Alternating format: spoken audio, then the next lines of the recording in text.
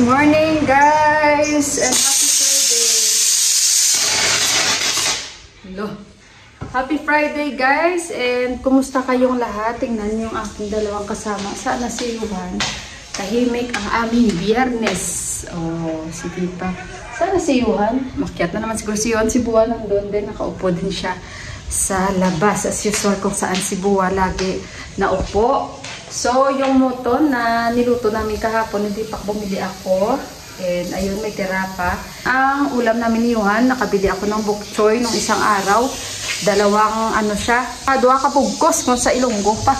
Basta dalawang ano yun, pack yun, guys. Tapos nilutoan ko sila ni Buwa ngayon ng sag para may gulay din sila. Kasi marami na kaming bok choy ni Juan sa aming sinabawang manok na may patatas. And ako habang nag-aantay ako ng sag na maluto, kumakain ako ng mangga at meron akong papaya. So today, guys, ayan, malamig-lamig na talaga dito and talagang ano na nila, the side vibes na talaga nila. So kahapon wala tayong vlog dahil umalis kami kahapon. Pumunta kami sa dentista ko. Sobrang dami niyang pasyente doon, guys, kasi basket ko lang yung punta ng orto. So hindi na ako doon, guys, tumagal kasi si Deepak may trabaho siya. And talagang maano na kami, kumbaga is malilate na kami sa pag-uwi. At ayun, sinabihan ko na lang yung ano doon, yung assistant sa clinic na babalik na lang ako after ng dasay.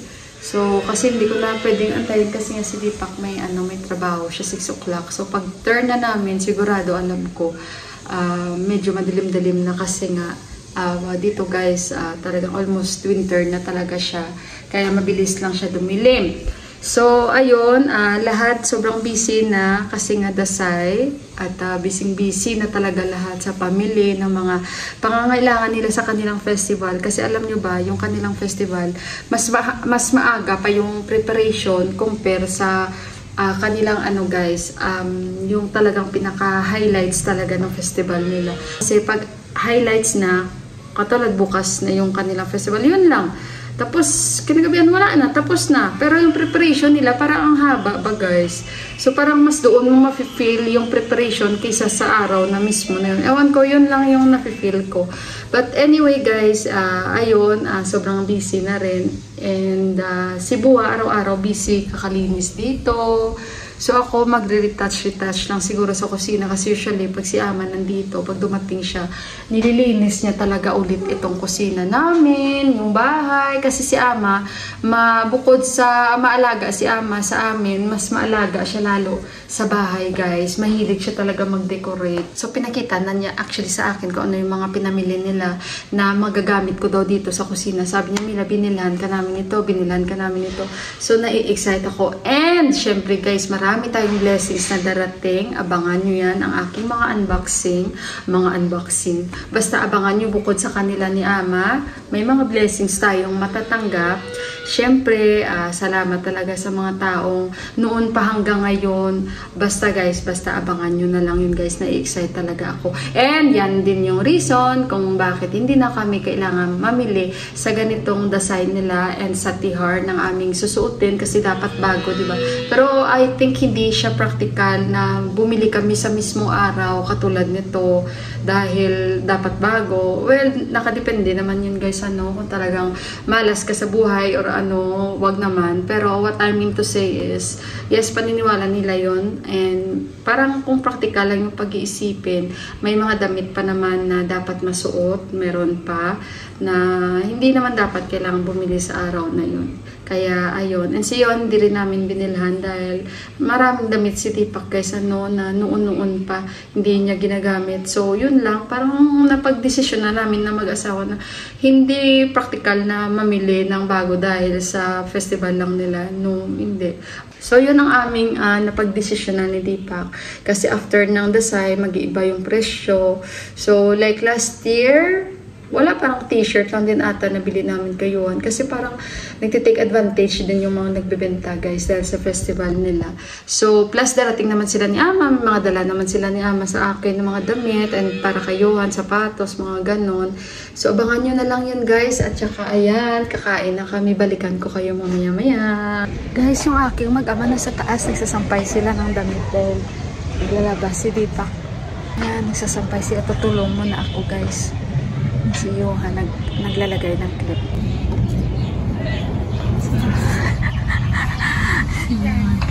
Tulong talaga sa papa niya. Guys, let's eat snacks. Kain kami ni Johan. Oh, Johan. Busy na, let's eat po. Busy na si Johan, no? Dito kami kakain. Wala dito si Bua. Yan si Dipa. Kami lang yun. So, kain tayo guys ng pasta. So guys, ito yung snacks namin ni Johan. Sabi ko kay Johan, gusto mo bang kumain ng pasta? Luto tayo. Umalis yung papa niya. Sabi ko, bibili kami ni Johan. Ito magluluto ako. And tamang-tama, may dalawang sauce pa doon. Pero alam nyo ba, pizza sauce pa yung naiwan. Pero okay lang yan. Pwede na. Kain tayo guys. Happy Dasay! Dahil Dasay, nag-celebrate din kami ni Johan. Kung sila busy sila pamili, kami busy kami kain. And Happy Mascara Festival sa mga taga Bacolod. Enjoy ka mo. Kasadyagid. Kari ka mo sa Bacolod, dala ka mo maskara. Nakakamiss mag-celebrate ng maskara. Sa mga taga Bacolod, ay isang una, gagmay pa kami aga. Pero ano na daan sa downtown niya mo, ulat na ya. Mga taga Bacolod, nakaka-relate kayo sa akin. Shout out sa mga OFW ng mga taga Bacolod. Nakakamiss, diba? Guys, in fairness, masarap pong naluto ko. Tanungin natin si Johan. Kumusta anak? How is it anak, the taste? Busy guys, oh. Anak! Excellent. Excellent daw. Parang may tao ito, sir. Who is that? Who is that? Ay, lang. Si ano guys, si Bay, yung taga-baba. Masaya din sila lagi kasi diba may umuwi sa kanila. Nung isang gabi, grabe yung party nila. Siguro hanggang alas 2 ng umaga. Kasi yung team nila ng mga boys nanalo sila sa football. So isang buong kambing yung premyo nila guys. Ang saya nila sa party nila dyan. Siguro masasabi ko sa mga ganitong luto 80% na pwede na yung lasa. Yung papasa na ba kahit pa paano.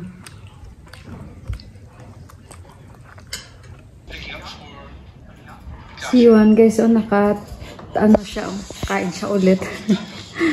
Ayan, gumawa na ako ng lemon. Lemon with warm water. Ako okay na, tapos na ako guys. Ayan. Guys, nandito na si Daddy. Bigyan natin si Buwag. Siguro hindi na kami magdi-dinner. Ito na yung dinner namin. Daddy! Ayan. Alam niyo ba si Buwag naglinis dito? Nilinis niya talaga yan. Yan, tinanggal niya, inarrange niya, tapos yung mga shelves. Naglinis talaga si Buwa. Daddy! Ah, pasta. Ah, galing ito sa labas. Eat, Daddy. Huh? No. Huwag yun. Oo, basta kakain niya ng apo niya talaga, guys. Ang pinaka-importante kay Buwa at kay Aman, no? Ayan, ano daw kinain ng apo niya? Johan, Buwa is asking you, what did you eat? Pasta. Pasta, nagkakaintindihan. Mahal na mahal yan si Johan, guys. Ayan, kagagaling na sila. Pugyo, sabi niya ikaw kumain ka na. Nanonood din siya ng TV. Iyon na pala ang yung TV. May pa, Buwa will watch TV. Ha? O na, dali na. Ay, sige, tawag. Ay, sige. Oh, si Buwa, Buwa will watch. Ay na. Mahal naman yan guys si Johan. Alam nyo ba pagkakain yan? Ay, kahit kumakain na kaming dalawa at kahit alam niya nabigyan ko na yung apo niya. Mila anong kinain ni Johan kasi minsan sa taas si Johan kakain. Yan. Kain si Boy. Hindi na yan kakain mamaya. Kain si Boy.